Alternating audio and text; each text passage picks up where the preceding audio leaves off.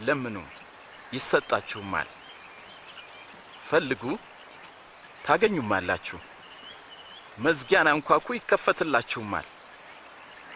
የሚለምን ሁሉ ይቀበላልና የሚፈልግ ደግሞ ያገኛል፣ መዝጊያንም ለሚያንኳኳ ሁሉ ይከፈትለታል። እውነት እላችኋለሁ ለነፍሳችሁ ስለምትበሉት ነገር አታስቡ፣ ለሰውነታችሁ ስለምትለብሱት ነገር አትጨነቁ። ነፍስ ከመብል ሰውነትም ደግሞ ከልብስ ይበልጣል። ያላችሁን ሽጡ፣ ምጽዋትም ስጡ፣ ሌባ በማይደፍረው በማይጠፋው በሰማያት መዝገብ አኑሩ፣ መዝገባችሁ ባለበት ልባችሁ ይሆናል። ምክንያቱም ሌባ አያገኘው፣ ብልም ደግሞ አያጠፋው። ቸር መምህር ሆይ የዘላለም ሕይወት እንዳገኝ ምን ማድረግ አለብኝ? ስለምን ቸር ትለኛለህ? ከአንዱ ከእግዚአብሔር በቀር ቸር ማንም የለም። ፈጽሞ አታመንዝር፣ እንዲሁም አትግደል፣ ደግሞም በሐሰት አትመስክር፣ እናትና አባትህንም አክብር።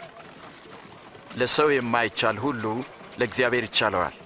የእግዚአብሔር መንግሥት ከቶም በመጠባበቅ አትመጣም። ማንም እርሷን በዚህ ወይም በዚህ ያለች ቢል አትስሙ፣ እሷ በመካከላችሁ ናትና። ከሰው ልጅ ቀኖች አንዱን ልታዩ የምትመኙበት ወራት እንደሚመጣ አወቁ፣ ግን አታዩትም። መብረቅ በርቆ ከሰማይ በታች ካለ ከአንድ አገር ወደ ሌላ አገር እንደሚያበራ የሰው ልጅ ቀን እንደዚያ ይሆናል። አስቀድሞ ግን ብዙ መከራ እንዲቀበል ከዚህም ትውልድ እንዲጣል ይገባዋል። ሕግ አንዲት ነጥብ ከምትወድቅ ይልቅ ሰማይና ምድር ቢያልፍ ይቀላል። ሕግም ፈጽም በሕይወትም ትኖራለህ።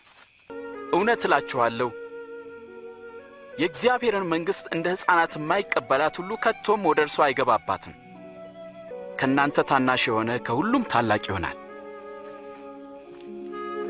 እላችኋለሁ እነዚህ ዝም ቢሉ ድንጋዮች ራሳቸው መጮህ ይጀምራሉ። ሆሳዕና በአርያም! የሰው ልጅ እንደተወሰነው አልፎ ይሰጣል። በሙሴ ሕግ በነቢያት ትንቢትና በመዝሙርም የተጻፈው ሁሉ እነሆ ተፈጸመ። የተጻፈውም ክርስቶስ መከራን ይቀበል ዘንድና ሞትን ድል አድርጎ እንደሚነሳ ነው።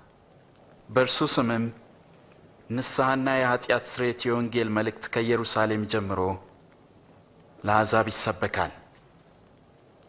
እናንተም ለዚህ ምስክሮች ናችሁ። እነሆም አባቴ የሰጠውን ተስፋን ይልክላችኋለሁ። ኃይልም እስክትቀበሉ እናንተ በኢየሩሳሌም ከተማ ውስጥ ቆዩ።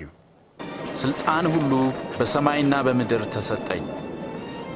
ስልጣን ሁሉ በሰማይና በምድር ተሰጠኝ።